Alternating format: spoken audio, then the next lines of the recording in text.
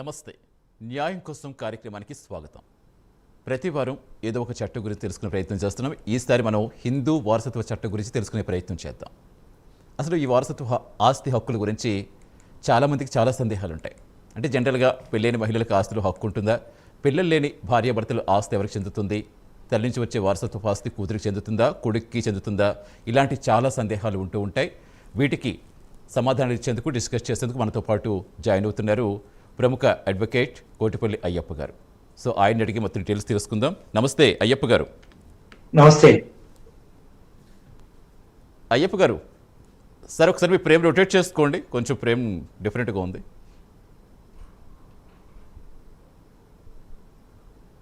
Yes Ayyappa గారు.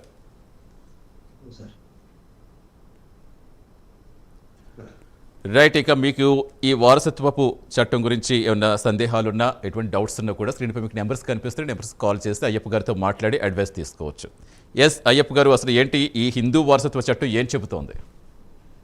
1956 Hindu marriage act ఏదైతే ఉందో, హిందూ వారసత్వ చట్టం ఏదైతే ఉందో, తల్లిదండ్రుల నుంచి పిల్లలకి ఆస్తులు అనేవి రావటం అనేది జరుగుతుంది వంశపారంపర్యంగా. దీంట్లో చాలా లిమిటేషన్స్ ఉన్నాయి. మొదటి భార్య రెండో భార్యని ఎవరైనా వివాహం చేసుకుంటే ఇరువురికి కూడా సమానంగా ఆస్తులు వాటాలు ఉంటాయని చెప్తుంది. ఎందుకంటే కొన్ని చట్టరీత్యా కొన్ని కారణాలతోటి రెండో పెళ్లి చేసుకోవాల్సినటువంటి వ్యక్తులు కూడా ఉంటారు. ఏంటంటే ఎటువంటి మొదటి భార్యకి ఏదైనా కొన్ని దీర్ఘకాలికమైనటువంటి వ్యాధులు ఉన్నప్పుడు, లేదు ఆమెతోటి ఏదైనా కలిసినప్పుడు ఏదైనా వ్యాధులు సంక్రమించినప్పుడు, ఇటువంటి సందర్భాల్లో రెండో మ్యారేజ్ చేసుకోవడానికి మన చట్టాల్లో కొన్ని వెసులుబాట్లు ఉన్నాయి. దాని ప్రకారంగా రెండో మ్యారేజ్ చేసుకున్నప్పుడు, అలాగే మొదటి భార్యకి పిల్లలు కలగట్లేదని చెప్పి అందరి అంగీకారంతో రెండో పెళ్లి చేసుకుంటూ ఉంటారు కొంతమంది. అలా చేసుకున్నాక మళ్ళీ రెండో భార్యకి కూడా పిల్లలు కలుగుతూ ఉంటారు. వాళ్ళిద్దరికి కూడా సమాన ఆస్తి హక్కు అయితే ఉంది. అలాగే కూతురికి కూడా తండ్రి యొక్క ఆస్తిలో కూతురికి కూడా సమానమైనటువంటి హక్కు అనేది ఉంటుంది. చాలా మంది ఈ మధ్యన ఏంటంటే తల్లి యొక్క బంగారం ఎవరైతే ఉందో, తల్లి యొక్క బంగారానికి సంబంధించినటువంటి అది కూతురికి చెందుతుందా లేకపోతే కొడుక్కి చెందుతుందా అంటారు. అకార్డింగ్ టు 2005 దాన్ని సవరించినటువంటి 1956 హిందూ మ్యారేజ్ యాక్ట్ సవరించినటువంటి చట్టం 2005 ప్రకారం ఈ ఇరువురికి కూడా సమానమైనటువంటి హక్కు అనేది ఉంటుంది. రైట్ సార్, అంటే మనం ఒక్కొక్క పాయింట్ గురించి కొంచెం డీటెయిల్గా చెప్పుకునే ప్రయత్నం చేద్దాం. ఇప్పుడు మీరు ఇందాక చెప్పారు, అంటే పెళ్ళైన మహిళలకు ఆస్తి హక్కు ఉంటుందని చెప్తున్నారు. అసలు ఏంటంటే జనరల్గా మనం చూసుకుంటూ ఉంటాం, చాలామందికి చాలా డౌట్స్ ఉంటూ ఉంటాయి. అంటే భర్త సొంత ఆస్తి అసలు భార్యకే చెందుతుందా లేక ఎవరికైనా చెందుతుందా, ఇలాంటి సందేహాలు కూడా చాలా జనరల్గా వస్తూ ఉంటాయి. అవునండి, అంటే భర్త యొక్క ఆస్తి భార్యకి చెందుతుందంటే భార్యకి చెందుతుందండి. ఇప్పుడు భార్య భర్తలకి ఇద్దరికి కూడా సంతానం లేనప్పుడు హిందూ మ్యారేజ్ యాక్ట్ 1956 సెక్షన్ 14 ప్రకారం ఏదైతే ఉందో అది భర్త యొక్క వారసులకు మాత్రమే చెందుతుంది, రక్త సంబంధికులకు మాత్రమే. భర్త యొక్క రక్త సంబంధికులు అంటే భర్త యొక్క వారసులు అంటే ఏంటంటే అన్నగారి కొడుకని లేదా తమ్ముడు గారి కొడుకని ఉన్న వాళ్ళని భర్త యొక్క రక్త సంబంధికులకు మాత్రం చెందుతుంది. అది భార్య యొక్క రక్త సంబంధికులకి చెందదండి. అదే భార్య తరపు నుంచి వచ్చేటువంటి ఆస్తి ఏదైతే ఉందో అది భార్య యొక్క రక్త సంబంధికులకి చెందుతుందండి. రైట్, ప్రస్తుతం లేకుండా ఉంటాయి. ఎస్ అయ్యప్ప గారు, ప్రస్తుతం కాలర్ వెయిట్ చేస్తారు. మనోహర్ రెడ్డి గారు హైదరాబాద్ నుంచి. నమస్తే మనోహర్ రెడ్డి గారు. గుడ్ మార్నింగ్ అండి. గుడ్ మార్నింగ్ సార్, అడగండి, మీ సందేహం ఏంటో అడగండి. ఒకటి, పిల్లలు లేనప్పుడు అదే వైఫ్ అండ్ హస్బెండ్ పిల్లలు లేనప్పుడు వాళ్ళు అడాప్ట్ చేసుకుంటారు కదా, వాళ్ళ బంధువుల పిల్లల్ని ఎవరో ఒకరిని పెంచుకుంటారు కదా. అవునండి, ఇప్పుడు మా పిల్లలు బావగారు ఉన్నారు, పిల్లలు లేరు అనుకోండి, మా పిల్లల్ని వాళ్ళు తీసుకుని పెంచుకుంటున్నప్పుడు ఏదైనా లీగల్ గా ఏదైనా డాక్యుమెంట్ చేయాల్సి వస్తుందా, లేదంటే అలా వాళ్ళు పెంచుకుంటా ఉన్నప్పుడు ఆమె వాళ్ళకి వారసురాలు అవుతుందండి?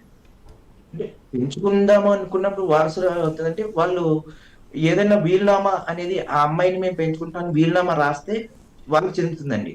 మనం ఏదైనా సరే చట్ట పద్ధతి ప్రకారం దత్తత స్వీకారం అనేది ఖచ్చితంగా ఉండాలండి. హిందూ మ్యారేజ్ యాక్ట్ ప్రకారం ఎవరైతే వారసుల్ని వాళ్ళు తమ కుమారులుగా, పిల్లలు లేనప్పుడు తమ కుమార్తె గాని కుమారులుగా కానీ స్వీకరించినప్పుడు వాళ్ళ ఇంటి పేరు మీద వాళ్ళ పేరు మార్చుకుని వాళ్ళని దత్తత స్వీకారం జరిగినట్టు రిజిస్ట్రేషన్ చేయించుకోవాలండి. దత్తత రిజిస్ట్రేషన్ అంటారు దాన్ని. అలా చట్ట ప్రకారంగా దత్తత తీసుకున్నప్పుడు మాత్రమే వాళ్ళ యొక్క ఆస్తులకి వాళ్ళు వారసులుగా ఉండగలుగుతారండి. రైట్ అండి, మనోహర్ రెడ్డి గారిని అడుగుదాం అనుకుంటున్నారా? ఎస్ థ్యాంక్ యూ మాధురెడ్డి గారు, థ్యాంక్స్ ఫర్ కాలింగ్ అండి. ఎస్ అయ్యప్ప గారు, ఇందాక మనం మాట్లాడుకుంటున్నాం అంటే ప్రధానంగా ఇప్పుడు వీలునామా రాయకపోతే ఇప్పుడు అది ఎవరెవరికి చెందుతుంది అనుకోవాలి? ఇప్పుడు పిల్లలు లేని వారికి మనోహర్ రెడ్డి గారు అడిగారు, సపోజ్ దత్త తీసుకోలేదు అనుకుందాం, పిల్లలు లేని వాళ్ళు ఉంటారు. ఒకవేళ వాళ్ళ సొంత ఆస్తి ఎవరికైనా వీలునామా రాస్తే అది చెల్లుబాటు అవుతుంది ఆటోమేటిక్గా, ఎవరికైనా ఒక అనాథాశ్రమానికి ఇచ్చుకోవచ్చు, అక్కడ ఇచ్చుకోవచ్చు. ఇన్ కేసు ఇవ్వకపోతే ఇప్పుడు భర్త యొక్క ఆస్తి అయితే భర్త యొక్క రక్త సంబంధికులకు చెందుతుందండి. భార్య యొక్క ఆస్తి అయితే భార్య యొక్క రక్త సంబంధికులకు చెందుతుంది. ఇంకా వాళ్ళకి రక్త సంబంధికుల్లో కూడా వారసులు ఎవరికి చెందుతుంది?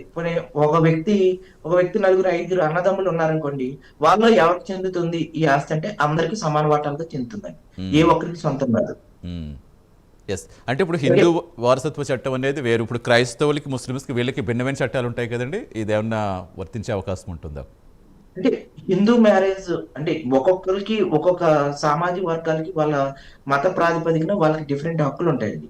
మన హిందూ వారసత్వ హక్కు చట్టం ప్రకారమే, అందుకే కదండి కేంద్ర గవర్నమెంట్ దేశం అంతా కూడా ఒకే చట్టం ఒకే న్యాయం చేయాలని, అంటే అన్ని చట్టాలు ఉండాలని చేస్తూ ఉంది. ఇప్పుడు ముస్లిమ్స్ లో కూడా చాలా వరకు కూడా తలాక్ అని చెప్పి ట్రిపుల్ తలాక్ చెప్పేసి ఒక భార్యతో పాటు ఇంకో భార్యని ఉన్నప్పటికీ కూడా మరో భార్య పెళ్లి చేసుకోవడం, అలాగా ఎంతమందినైనా చేసుకోవచ్చు అని చెప్పి చెప్తున్నారు. దాన్ని ట్రిపుల్ తలాక్ బిల్లు రద్దు చట్టం అనేది కేంద్ర ప్రభుత్వం చేయగలిగింది. దీనివల్ల ఏమవుతుందంటే ముస్లిం మహిళల యొక్క వాళ్ళకి ఆస్తి రక్షణ చట్టం, వాళ్ళ పిల్లలకి సంరక్షణ చట్టం కింద దీన్ని పరిగణించవచ్చు. ఎందుకంటే ఎక్కువ మంది సంతానాన్ని ఎవరిని పడితే వాళ్ళు చేసుకుని వదిలేయటం వల్ల ఏమవుతుందంటే వాళ్ళు అనాథలుగా మిగిలిపోతారు కదండి. రైట్, ప్రస్తుతం కాలర్ వెయిట్ చేస్తారు వేణుగోపాల్ గారు. నమస్తే వేణుగోపాల్ గారు. ఎస్ అడగండి, మీ సందేహం ఏంటి అయ్యప్ప గారిని అడగండి.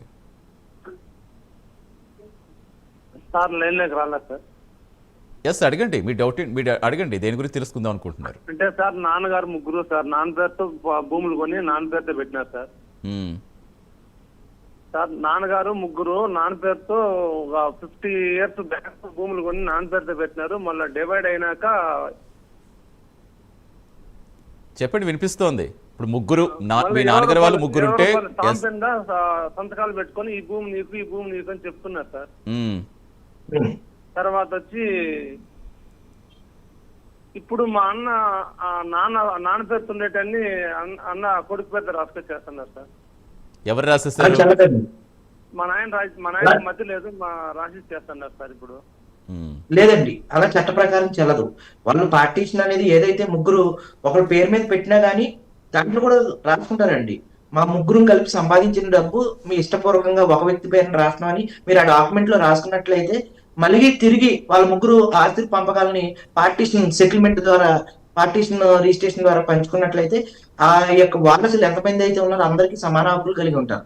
ఇన్ కేసు వాళ్ళ రిజిస్ట్రేషన్ చేయించుకుంటున్నారని మీకు తెలిస్తే ఇమ్మీడియట్ గా రిజిస్ట్రేషన్ యాక్ట్ 1908 సెక్షన్ 82-83 ప్రకారం ఎవరైతే ఈ తప్పుడు రిజిస్ట్రేషన్ వారసత్వంగా ఫ్యామిలీ మెంబర్ సర్టిఫికేట్ ఉండాలి.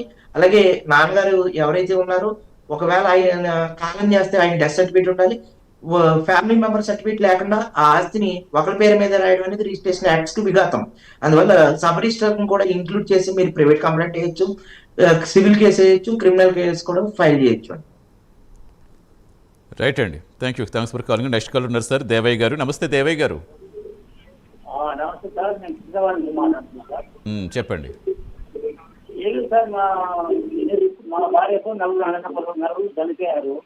వాళ్ళు బతికినప్పుడు వాట వాళ్ళు చెప్పినారు. ఇంకా 2.5 ఎకరాలు ఉన్నది. వేరే వాళ్ళు మా అన్న కూతురు వాళ్ళు మాలని చేసుకుంటున్నారు. కాగితాలు వాళ్ళ దగ్గర ఏమి లేవు. మరి దీనికి ఏం చేయాలి సార్? మరి మాకేం రాదా? మేమంతా కొంతమంది ఏంటి మాకని అడుగుతున్నాము. మాకేం చేయలేదు పెళ్లిలో కూడా.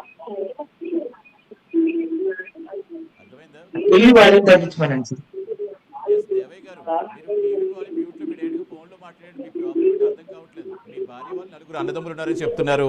వాళ్ళకి ఇప్పుడు ఏంటి వాళ్ళ ఆస్తి సంబంధించి మీరు ఏంటి ఏం కోరుకుంటున్నారు? మీరు టీవీ చూస్తూ మాట్లాడద్దు దేవయ్య గారు, డైరెక్ట్ గా ఫోన్ లో మాట్లాడండి. డిస్టర్బెన్స్ వస్తుంది మాకు ఇక్కడ, అర్థం కాదు మీరు అడిగేది. ఫోన్లో మాట్లాడండి. ఎస్ చెప్పండి. ఇప్పుడు మీ భార్యకి 4 అన్నదమ్ములు అని చెప్తున్నారు. వాళ్ళంతా చనిపోయారు. ఓకే, చనిపోయారు. ఆయన పెద్ద చనిపోయినప్పుడు వారి ఇద్దరు బిడ్డలు వేరే ఊళ్ళు ఉంటారు. వారు వచ్చి మాకు కూడా మా నాయన ఉంది కదా అని అంటారు. వాళ్ళు ఆల్రెడీ 50 ఎకరాలు పంచుతున్నారు. మా భార్యతో అది అప్పుడు రానుకుంటే ఏం లేవు కాగితాలు. దేవి గారు అర్థం కావట్లేదు. దేవి గారు మీరు టీవీ అసలు మ్యూట్ చేయలేదు. టీవీ సౌండ్ తగ్గించండి, ఎందుకంటే మీకు మళ్ళీ మీ డౌట్ క్లారిటీ చేయడానికి మాకు అవకాశం ఉండదు. ఎస్ నెక్స్ట్ కాలర్ వెయిట్ చేస్తారు. నమస్తే అండి. నమస్తే సార్ మీ పేరు, మీరు ఎక్కడి నుంచి మాట్లాడుతున్నారు? శ్రీనివాస్ అండి, విజయవాడ నుంచి మాట్లాడుతున్నాను. ఎస్ శ్రీనివాస్ గారు అడగండి, మీ సందేహం ఏంటో అడగండి, మీ డౌట్ చెప్పండి. ఏం లేదండి, మా నాన్నగారు మా తాతల పూర్వీకుల నుంచి ఆస్తి వచ్చింది. హలో వినిపిస్తుంది, అడగండి. చెప్పండి. మా నాన్నగారు పూర్వీకుల నుంచి ఆస్తి వచ్చిందండి. అది మా 1957లో మా తాతగారు మా నాన్నగారికి స్వాధీన హక్కు రాశారు. రాసిన తర్వాత 1959లో కూడా మా తాతగారు ఏం చేశారంటే అనంతరం మా నాన్నగారు చెల్లి రాశారండి స్వాధీన హక్కు. ఆయన అనుభవించాలని. తర్వాత ఏం చేశారంటే 95లో మాకు కొడుకులిద్దరికి మూజువాణిగా విధించారండి. మూజువాణిగా విధించారండి. ఏది నాకు మా తమ్ముడికి 7.5 ఎకరాలు. తర్వాత ఏమైందంటే తర్వాత మా అక్క పెళ్లి చేసినప్పుడు 84లో మా అక్క పెద్దక్క పెళ్ళైంది. 87లో రెండో అక్క పెళ్ళైంది. పెళ్ళైన తర్వాత ఏం చేసిందంటే మా నాన్నగారు కట్న కనిపించి బాగా చేశారు. తర్వాత ఆ ఆస్తులు కొనుక్కునేటప్పుడు కూడా క్యాష్ ఇచ్చారు, కానీ మా నాన్నగారు క్యాష్ ఇచ్చారు కానీ వాళ్ళ పేరు మీద కొన్నట్టుగా ఉంది. కాకపోతే ఏంటంటే ఇప్పుడు వచ్చి మా పెద్దకి ఇప్పుడు మొన్న మా అమ్మ 2024లో చనిపోయింది. చనిపోతే ఇప్పుడు వచ్చి నాకు మా నాన్నగారు యాన్సిస్టర్ ప్రాఫిట్స్ ఒకటి నాకు వాటా ఉందంటది. అలాగే ఏం చేసిందంటే మా నాన్నగారు చనిపోయి ఇప్పటికి దగ్గర 2012లో చనిపోయారు. అంటే ఇది లిమిటేషన్ యాక్ట్ ఏమైనా ఉందా, లేదంటే ఆవిడ కూడా వర్తిస్తుంది చెప్పండి. ఇక్కడ మీకు ఎలా అంటే మీరు ఆస్తి అనేది ఒక తండ్రికి ఎంతమంది సంతానం ఉన్నారో అందరికి సమాన హక్కులు అనేవి ఉంటాయి. మీరు మీ అక్కయ్య గారికి మీ చెల్లెలు గారికి ఎవరైతే మ్యారేజ్ చేశారో మ్యారేజ్ చేసిన తర్వాత వాళ్ళకి ఏ ఆస్తులు అయితే వాళ్ళకి మ్యారేజ్ టైంలో పసుపు కుంకుమ లాంఛనాల కింద ఇచ్చారో అది కూడా ఈ మీరు పంచుకునేటువంటి ఆస్తికి వాటాల కింద మనం పరిగణించవచ్చు, ఎందుకంటే వాళ్ళకి ఇచ్చారు కాబట్టి. అలా కాకుండా చాలా కుటుంబాలు ఇదే సందేహం అండి, ఆడపిల్లకి వాటా ఉంటుందా, పెళ్లి చేసినప్పుడు కట్న కానుకలు ఇస్తున్నాము, పెళ్లి ఖర్చులు పెట్టుకుంటున్నాము, మళ్ళీ తిరిగి ఆస్తులు వాటా అడుగుతున్నారు అని చెప్తున్నారు. అట్లా కాకుండా మీరు ఏదైతే మీరు పెళ్లి టైంలో ఆ ఆడపిల్ల చేత ఎవరైతే ఉన్నారో హక్కు విడుదల పత్రం అనేది రాయించుకోవాలండి. అంటే మిగిలిన ఆస్తి ఇప్పుడు పెళ్లి చేసినప్పుడు ఖర్చులు కానీ ఆవిడకి ఇచ్చేటువంటి ఆస్తి ఆ రోజున ఇచ్చేస్తున్నారు కాబట్టి మిగిలిన ఆస్తికి కొడుకులకు మాత్రమే వాళ్ళకి హక్కులు ఉంటాయని చెప్పి ఆడపిల్ల చేత మీరు హక్కు విడుదల పత్రం రాయించుకున్నట్లయితే ఆ ఆస్తిలో హక్కు ఉండదండి. అలా మీరు రాయించుకోకుండా మీరు వాటాలు పంచుకున్నారనుకోండి, అది చట్టబద్ధత చెల్లదు. మీరు ఆవిడ కూడా వాటా ఇవ్వాల్సిందే అండి. రైట్ అండి, థ్యాంక్స్ ఫర్ కాలింగ్ శ్రీనివాస్ గారు. నెక్స్ట్ కాలర్ వెయిట్ చేస్తారండి. నమస్తే అండి. నమస్తే సార్. నమస్తే, మీ పేరు, మీరు ఎక్కడి నుంచి మాట్లాడుతున్నారు? అచ్చంపేట నుంచి మాట్లాడుతున్నాను. ఎస్ చెప్పండి సార్. మేము 15 years బ్యాక్ మేము ఇంటర్ క్యాస్ట్ మ్యారేజ్ చేసుకున్నాం సార్.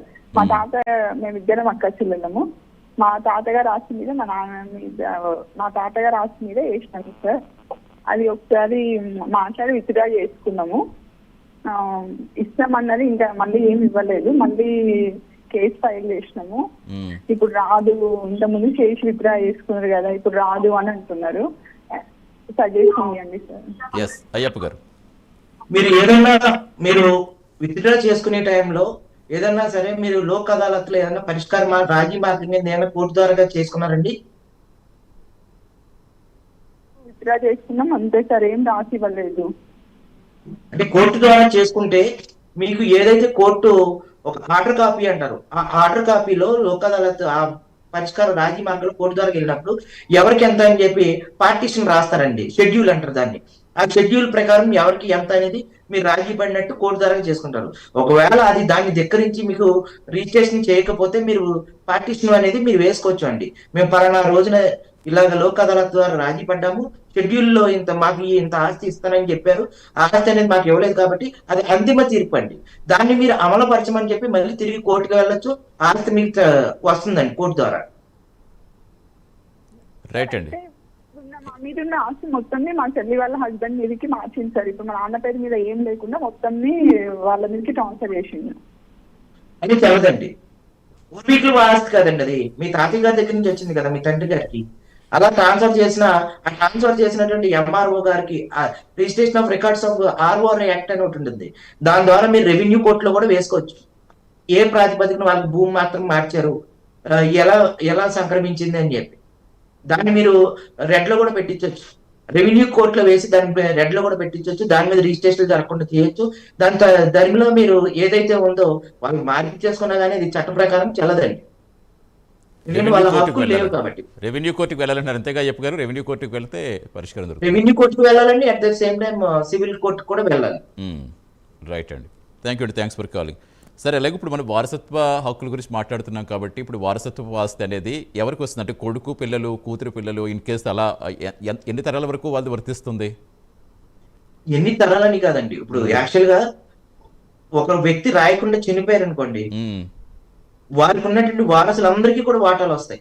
ఇప్పుడు యాక్చువల్ గా ఒక వ్యక్తి చనిపోయారండి, ఆ వ్యక్తి యొక్క తల్లి గారికి, భార్యకి, ఆయన పిల్లలకు కూడా సమానంగా అనేటువంటి వాటాలు అనేవి ఉంటాయి.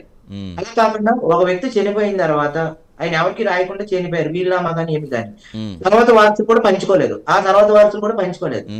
ఆ ఆస్తి ఎంతమంది అయితే వారసులు అయితే ఉన్నారో వారి ముని మనవాళ్ళు కానీ మనవాళ్ళు కానీ అందరికీ కూడా సమాన హక్కులు అనేవి ఉంటాయి. ఎస్, అంటే ఇప్పుడు వారసత్వ ఆస్తి అనేది ఒక కేసు పంచుకో, మీరు చెప్పినట్టుగా ఎన్ని తరాలైనా సరే అది చివరి ఎంతమంది మనవాళ్ళు ఉంటే అంతమంది పంచుకోవాల్సిందే. అంటే ప్రాపర్ డాక్యుమెంట్ ఉండాలండి. ఏ వ్యక్తి అయితే వాళ్ళ తాతయ్య గారు కానీ ఎవరైతే ముత్తాత కానీ చనిపోయారో ఆ వ్యక్తి మీద ప్రాపర్ డాక్యుమెంట్ ఉండాలి, ఆ వ్యక్తి యొక్క సర్టిఫికేట్ ఉండాలి, ఆ వ్యక్తి నుంచి మనం ఫ్యామిలీ మెంబర్ ట్రీ ఉండాలండి, ఫ్యామిలీ మెంబర్ సర్టిఫికేట్స్ కూడా ఉండాలి. ఆ ఫ్యామిలీ మెంబర్ సర్టిఫికేట్స్ ఆధారంగా మనం ఎంతమంది అయితే ఉన్నారో అంతమంది పంచుకోవచ్చు అండి. అంటే జనరల్గా ఇప్పుడు గతంలో ఎలా ఉండేదంటే ఇప్పుడు చేలు ఇలాంటి ఆస్తులు ఏమన్నా ఉంటే అవేమో కొడుకులు పంచుకునేవారు, బంగారం ఉంటే ఆడపిల్లలకి ఇవ్వడం, ఇలాగ ఒక పద్ధతిగా జరిగేది జనరల్గా. తర్వాత ఈ అందరికీ వర్తిస్తుందని చెప్పుకుంటూ వచ్చారు. ఇప్పుడు బంగారం రేటు కూడా పెరిగింది, బంగారం విషయంలో కూడా మరి ఏంటి సొల్యూషన్ అనేది? ఇప్పుడు ఆస్తుల కంటే సరైన పత్రాలు ఉంటాయి, బంగారానికి సంబంధించి ఉండదు. ఆ బంగారం పంచుకునే విషయంలో అసలు కూతురు కొడుకులకు సమానంగా వర్తిస్తుందా? ఖచ్చితంగా అండి. మనకి 2005లో ఈ హిందూ మ్యారేజ్ యాక్ట్ అనేది సవరించారండి. దాని ప్రకారం తల్లి యొక్క బంగారం అనేది చాలా మంది ఇన్ జనరల్ గా చెప్తూ ఉంటారు, తల్లి యొక్క బంగారం కూతురికే వస్తుందని. మనం వారసత్వంగా ఇంటి ఆడపడుచుకి ఇవ్వడం అనేది ఒక ఆనవాయితీగా హిందూ సనాతన ధర్మంలో మనం పెట్టుకున్నాం.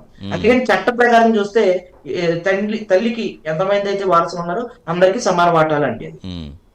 కాబట్టి డెఫినెట్గా అందరికీ వర్తిస్తుంది. ఏదైనా సరే తల్లిదండ్రుల ఆస్తి అనేది ఇద్దరికి ఎంతమంది పిల్లలు అంతమందికి సమానంగా వర్తిస్తుంది. ఇన్ కేసు వాళ్ళు ఇష్టపూర్వకంగా రాయకపోతే, సొంత ఆస్తి వాళ్ళు సంపాదించిన ఆస్తి కాకపోతే వారసత్వ ఆస్తి అయితే అంతేనా? అంతే. ఇన్ కేసు వాళ్ళు సంపాదించిన ఆస్తి అయితే వాళ్ళకి ఇష్టం వచ్చిన పర్సన్ కి రాసుకోవచ్చు, రాసుకునే హక్కు ఉంటుంది. రైట్ అండి, థ్యాంక్ యూ అయ్యప్ప గారు. హిందూ వారసత్వ చట్టం గురించి చాలా చక్కగా వివరించారు. Thank you so much, thanks for joining అండి. ఇది ఇవాళ న్యాయం కోసం కార్యక్రమం. వచ్చే వారం మళ్ళీ మీట్ అవుదాం. నమస్తే.